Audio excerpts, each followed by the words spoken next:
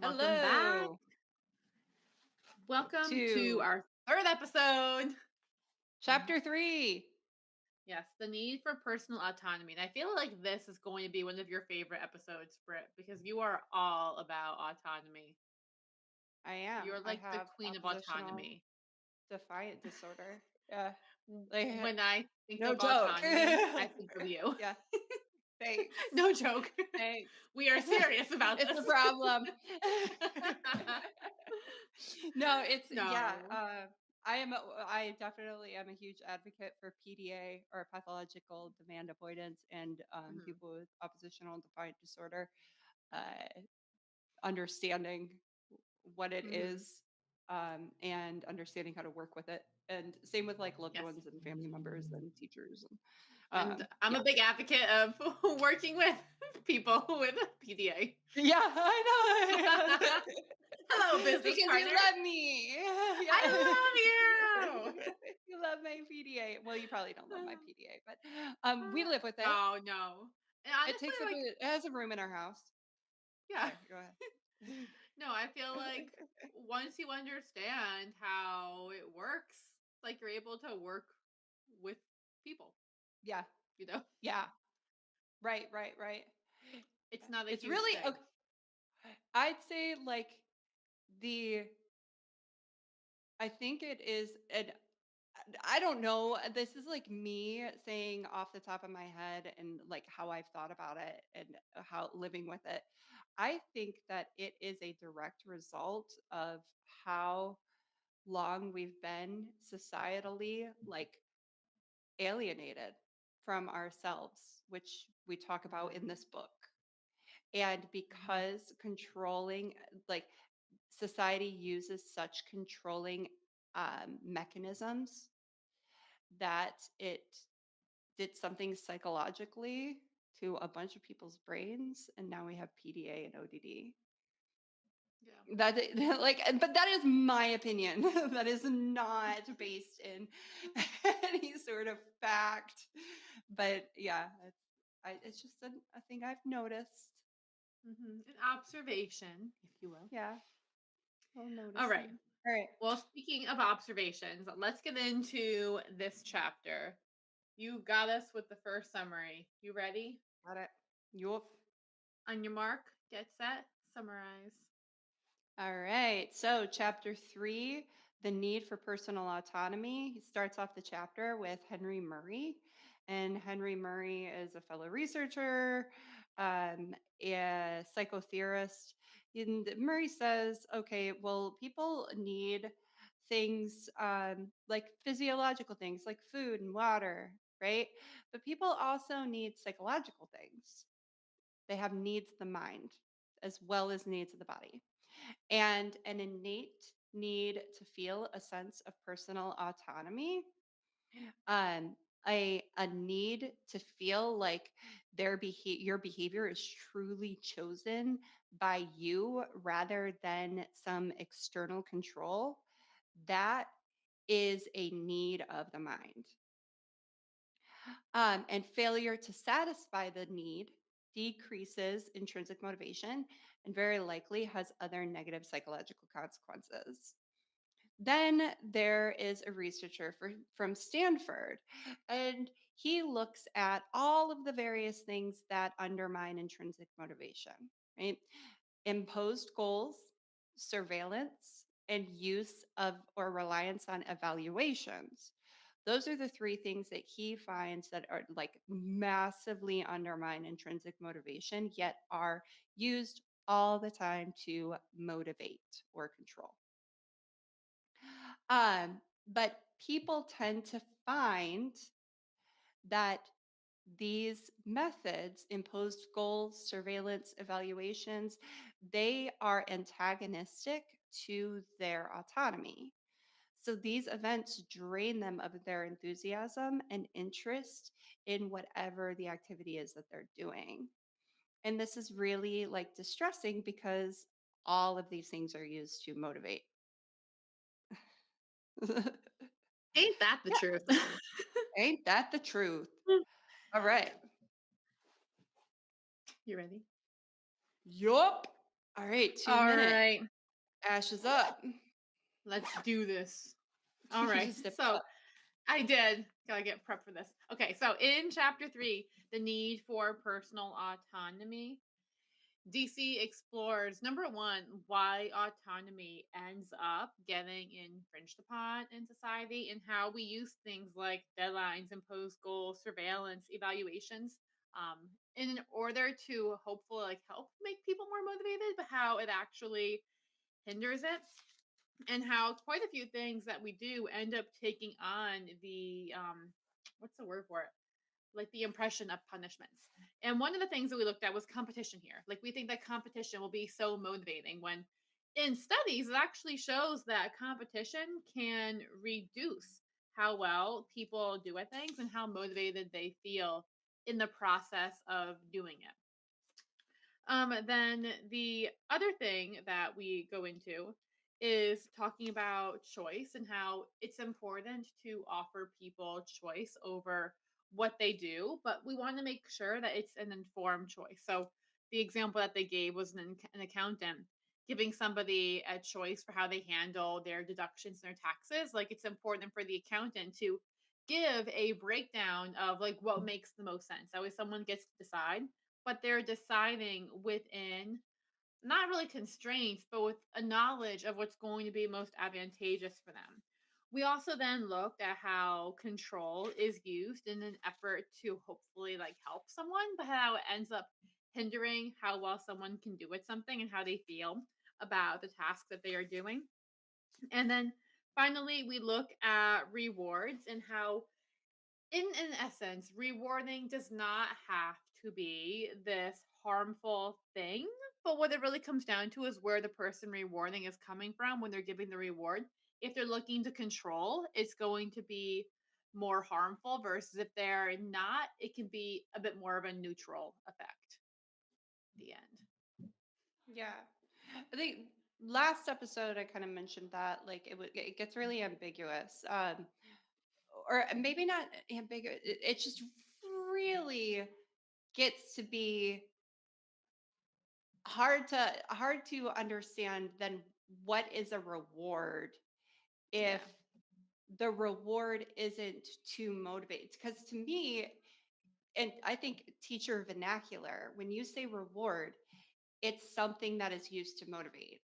And Hmm. what they're saying, like, oh, rewards can be used if they meet these certain criteria, like the criteria of it's just like embedded in a person's contract. It's not Yeah. Like contingent. That it's doesn't become not the that's not a real rewards. reward. Yeah. It's not the Yeah. rewards that we have an understanding of using in school. Which I wanna Yeah. talk about, I wanna get there. But I want to start off by talking about our quotes first, if you're cool. Okay. Yeah. Yeah, well, technically, that doesn't like that. Really, we should wait till chapter 4 because that's like fully discussed in chapter 4. I'm True. all about the chapter 4. We probably will not though. We're probably gonna get carried away and talk about it anyways, knowing us. Right. We'll say we should wait. Anyways, let's talk about this. Anyway, but actually, okay. So quotes. What was your Okay. quote? So I have one about choice that I wanted to talk about, and it comes from page 34. And it says, it's not always easy to provide choice, but it has become increasingly clear that there will be positive advantages if you do. The main thing about meaningful choice is that it engenders willingness and encourages people to fully endorse what they are doing. It pulls them into the activity and allows them to feel a greater sense of volition.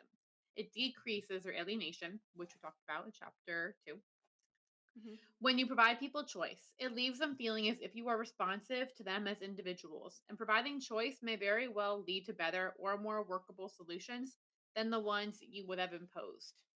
From page 34. And I picked that because with choice, I feel like choice has become kind of a buzzword in education too, right? Like Mhm. give choice. And I think that we have a rough understanding of how to do that, right? Like when Mhm. you start working with a teacher who's new to this rewired brain, right? When you say Mhm. give choice, they'll be like, "Yeah, I told them they could write with a pencil or a pen. Done." I told And them they could that's write with a pencil or pen. Yeah. yeah, and that's not exactly what we're talking about. Yeah. You know, like having choice, like it should be meaningful choice. That's the thing that was mentioned here, like having meaningful choice, right? Like Yeah. doing your job. If you're given some choice and some autonomy over how you do it, it's not your principal saying, you can give me your lesson plans every Monday for the entire week in either purple ink or blue ink. Yeah. That would not make you feel autonomous, right? Mhm. So I Yeah. wanted to highlight that here because I want us to think about the kind of choice that we're giving our students. And the greatest test that I can think of when I talk to teachers for how to determine if the strategies you're using are going to be something kids will actually want is to put yourself in their shoes. And if the choice Mhm. that you're giving your students is a choice that would feel patronizing to you as a teacher, if your admin was to do that to you, it's probably not the right kind of choice that you should be giving. You probably want to give more control, create a more autonomy, supportive environment, and you're going Yeah. to see huge benefits from that when you do it. It feels scary, but the benefits are going to make you say, damn, I should have done this sooner. Yeah, 100%. Holy crap. I don't think there Hmm. is anything as fast acting and effective to change student motivation and behavior than autonomy in the classroom. And it feels Yeah, so 100%. counterintuitive to teachers though, right? Like if you have a Mhm. teacher come to you and they're like, my class is out of control, and you say give them more autonomy, they'll be Yeah, like, you need what? yeah. I don't Yep. want to talk to And you like anymore. and then like I'm like, well, you know what? This is when I've got to coach out and I'm like, no, trust me, do this. Like Hmm. you need to do this. So, and then it always it has not like bitten me in the butt yet. Always works out for the better. Yeah. And Always. that's why it's so helpful too when you have a team of people to help you go through this process because like we've worked Yeah. with teachers for years, right? Like we have Hmm. contracts with educators that transcend a year. And Hmm. so when you have someone working with you going through it, it's scary when you're like, nope, get rid of that treasure chest, get rid of this thing, let them Yeah. do this. It can feel so Yeah. intimidating. But that's why Yeah. having that community around you is so important. Yeah. So, what did Well, you pick for your quote, Britt? so I had your quote, or I had the quote that you just picked, Of course, I have and the I quotes. just I want to, always have the quote that you picked too. we always, yeah, we Yeah. tend to pick similar stuff. So Hmm. I want to say that I had almost the exact same notes that a lot of teachers and schools are incorporating student choice without understanding the reasons behind using the methods. And Hmm. we don't often get the neurological or the psychological context of what it is, like where the concept sits neurologically and psychologically speaking. And if we think of the brain as having two systems, right? We've got the executive functioning system and the limbic system. This is the logical system, logical, engineering, reasoning, like that is the executive functioning, okay? Hmm. Then you have the limbic system, which is the survival brain. Right? It functions just to pay attention to rewards and threats and to get you to make sure that you are safe and that you're well fed and that you're dry and like you're not going to die. Hmm. So you've got the executive functioning brain and you've got the limbic system brain or the survival brain. In order to keep the logical brain on and in control, because the executive functioning brain and the limbic system or the survival brain, they can't be on at the same time. It's one or the other, right?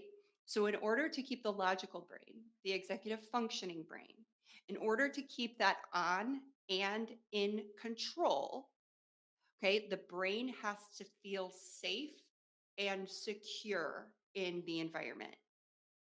When we offer choice and autonomy, that tells the brain, hey, okay, well, I have a say here.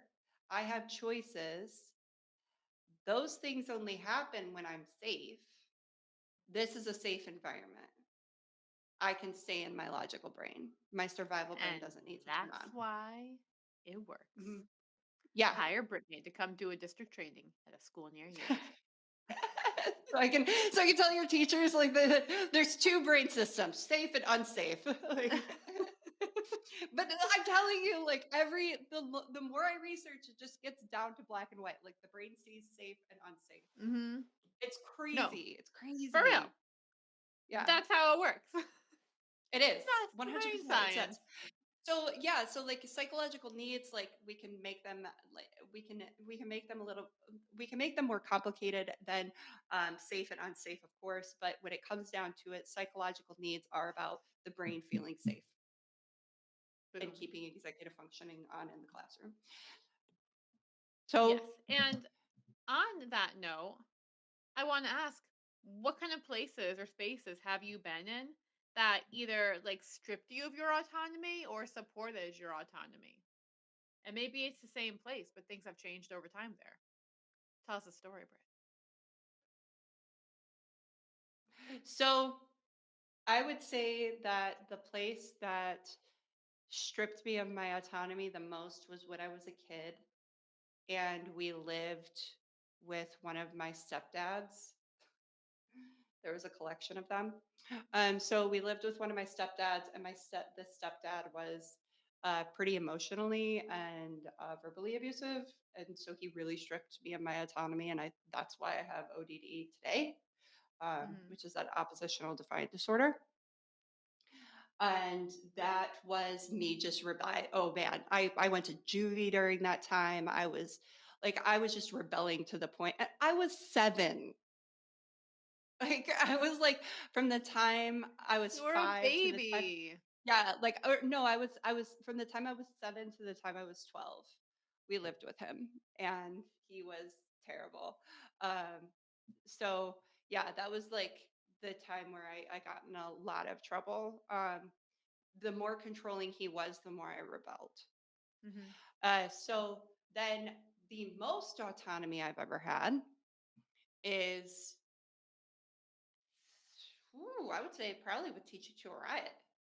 That's why I love Yeah. it so much. And Hmm. yeah, like um, in my classroom when I first started teaching at the behavioral program that I absolutely love and taught for over a decade, but um, I had a lot of autonomy then too, and I loved it.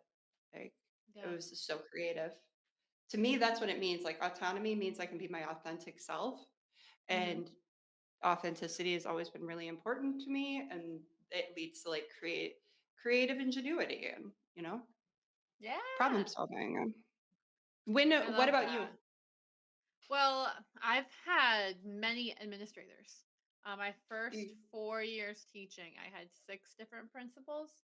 And then honestly, it's just been like a new principal basically every year of my teaching career, even in the same building. And so that's what was really interesting for me was experiencing a different level of autonomy in the same building, in the same classroom, in the same role, but having it change based on who the higher up was.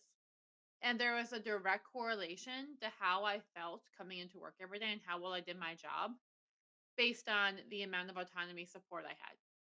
When I had more autonomy support, I was thriving.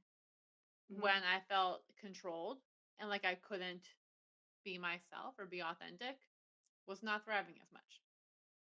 right. So, and it Yeah. makes the work environment less enjoyable, you know? Well, not, oh yeah, yeah. I And I'm I'm sure not our one that can deal listeners, with that. yeah. Right. And I'm Mhm. sure our listeners feel the same way. Like you probably can think of an environment that you've been in when your autonomy was supported and encouraged and when it wasn't, and how those different spaces felt and how you operated, the kind of creativity that you brought in those different spaces. So keep that in mind when you're making an environment for your students and with them. Right. Absolutely. The other thing I want to talk about is what we end up misusing as motivating, like threats and competitions, deadlines, those fun things, Mm. right? Why do you think that, even honestly, like after a teacher hears this episode, they might go into school tomorrow and then find themselves threatening their class to try to motivate them. Why is that the case? Even after they hear all this stuff. You drop down from your limbic, or you drop down from executive functioning to your survival brain, and you just go back to what you culturally, what you know, what feels safe, which is controlling the environment. Yeah, and that's why it's so important that you have to rewire your brain. Because if you're Hmm. just hearing this stuff, you might agree completely, but until you Yeah, do the actual active rewiring, it's not going to be fruitful. which is why regulation, like, which is why we do so much with regulation. Yeah. It comes And down to that's regulation. yeah. And that's one of the huge elements too of the workshop series, right? You have a whole module on regulation. 100%. Yeah. Yeah. So the workshop series, it is a 3-part series, and it's a part of the Class Hopper Pass. Grasshopper Um, pass. Class Hopper Pass. I'm trying to get Yeah, like so the our look at that. cute Look at little us. Look at graphic us. up. Hey, Look at we're how legit we legit. look. Where's our graphic? There's a pretty graphic too that comes up if you're watching this live. Hold on. Wait, wait. Here's another one. Oh, no. Here. QR code. You scan that, There it baby. is. See, look at that What? pretty graphic designed by not the Us. graphic designer in the business partnership.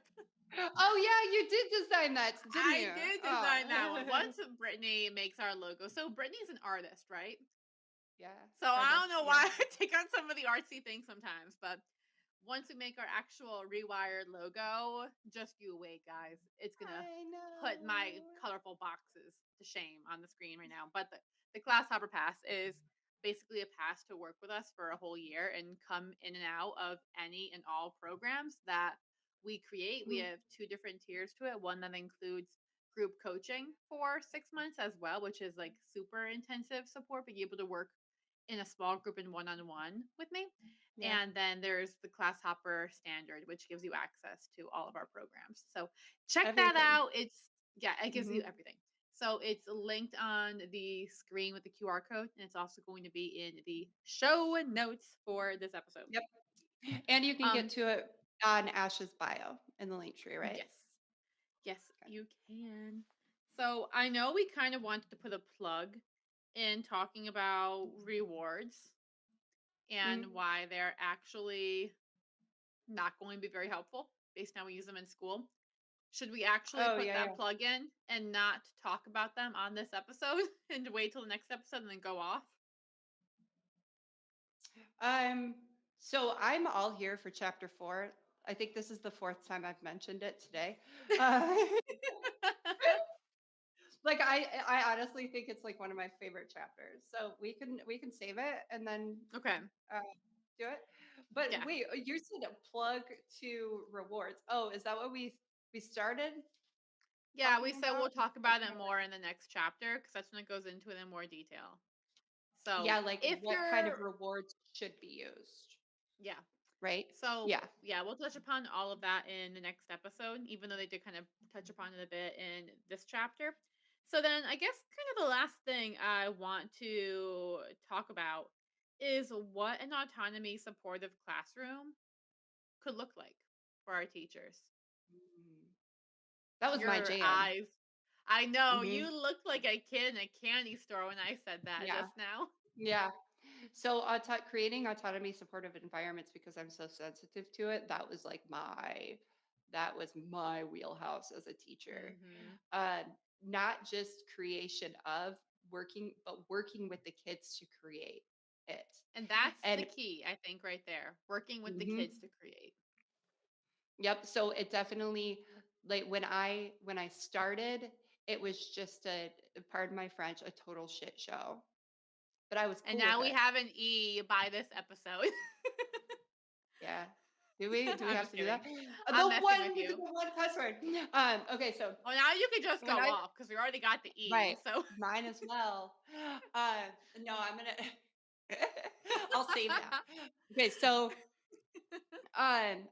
for autonomy, I like the the quickest way I can get you to a classroom of autonomy is one, you need to be perfectly regulated in order to do it. Like, you really need to not see your kids, their behavior, your classroom as threatening because you need pure executive functioning the entire time.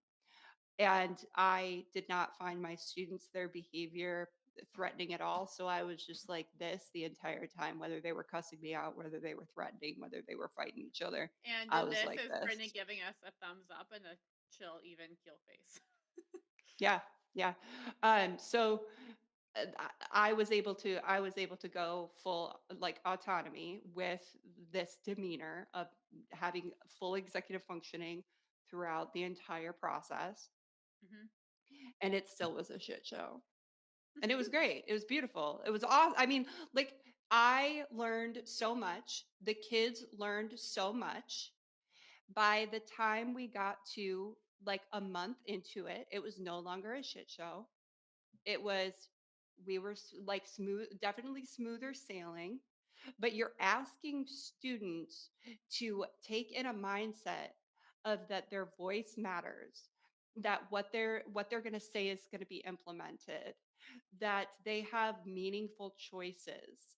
They are not used to that amount of freedom, Not and at it's all. sad. Yeah. So, like, it raises anxiety. So then you have raised, like, increased dysregulation with your students, which is It's another one of reason those why you have to be things. regulated. Yeah, like it gets worse before it gets better. It's like when you're trying Well, to like purge 100%. your spice cabinet or your kitchen. Yeah. It gets messier So, before it gets clean. so now knowing what I know, now I definitely phase it in with teachers I work with. Hmm. Uh, and what I will say, like, this was supposed to be like my quick tidbit, but I've been talking for 2.5 minutes. My quick tidbit is, uh, have your mindset go to ask the students. Yeah. Like, if you're asking yourself, okay, what should I do with dot? How should I do dot? Where should dot go? Ask the kids. Yeah. And that's also what my tidbit was going to be. Jenks, Mhm. you owe me a soda. Um, Yeah. yeah, and I don't know how many times I'm working with teachers and they're telling me about a problem where the kid is experiencing having an infringed upon autonomy need. And I say, have you asked Mhm. them? And they're like, oh, Yeah. no. Like we forget that's a very good step, right? It's like, oh, I have a headache. Have you had water today? Hmm. No. Well, we could try that, right?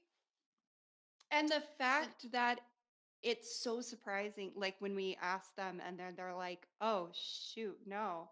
Like, the because it's fact so that you didn't think structural. about it, yeah, is the Yeah, and that's the problem. other thing I wanted to ask you too.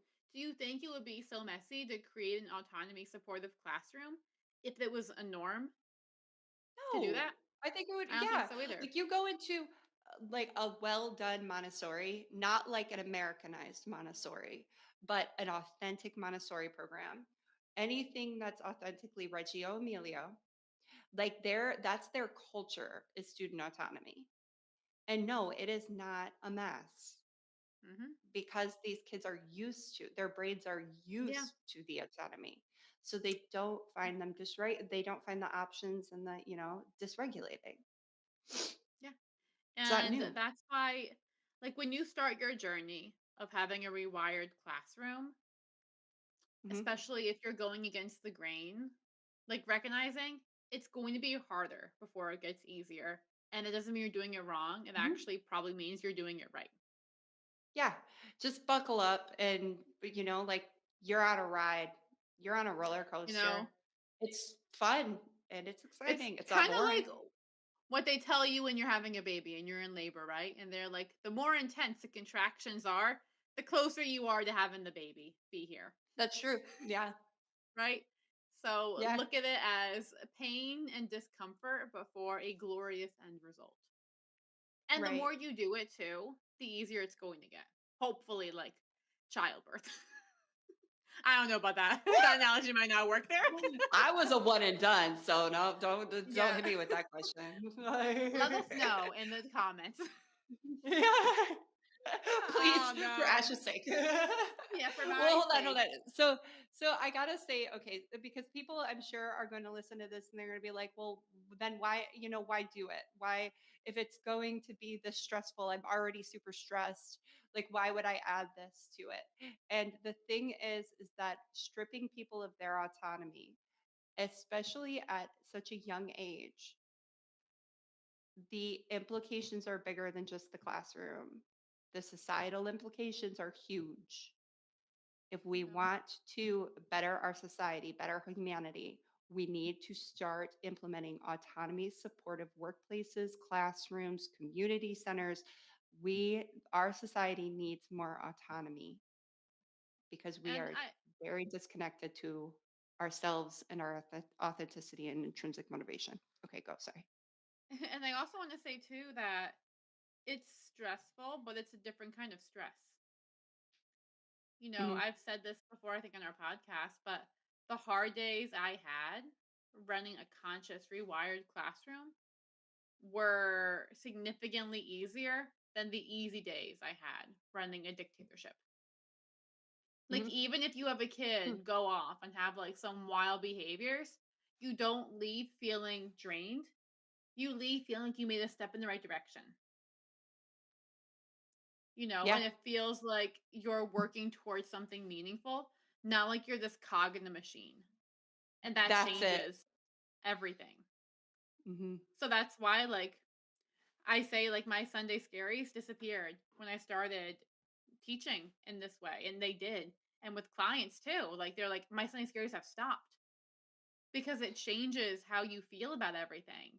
And that changes your life. Like, this stuff, rewiring your brain, it's life changing. It is So it's worth it 100%. in so many Yep. ways. And I guess that's my takeaway too. It's that the journey might be messy and a little bit uphill, a little arduous, but Mm. it's so worth it. And also, we're here to help you along the way. That's literally our job. Yeah, yeah, yeah. So I think that was a beautiful ending. Thank you.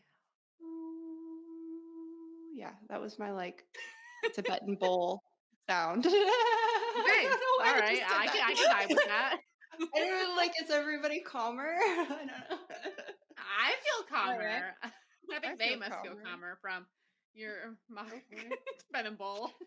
My Tibetan If you bowl were sound. watching the video of this too, Brittany just Oh. like went step back and made the noise and like mimed with her hands. And I was just like, Yeah. what's this girl doing over there? I don't know. I love it. I love you. Living I in a love our full autonomy, podcast. authenticity. Yeah, yeah. Oh gosh. Well, hey, we hope that Well, you enjoyed listening to this and podcast. feel remoralized Remoralized. Girl, I and re-energized. and re-energized. We'll see you in the Yeah. next one. Bye.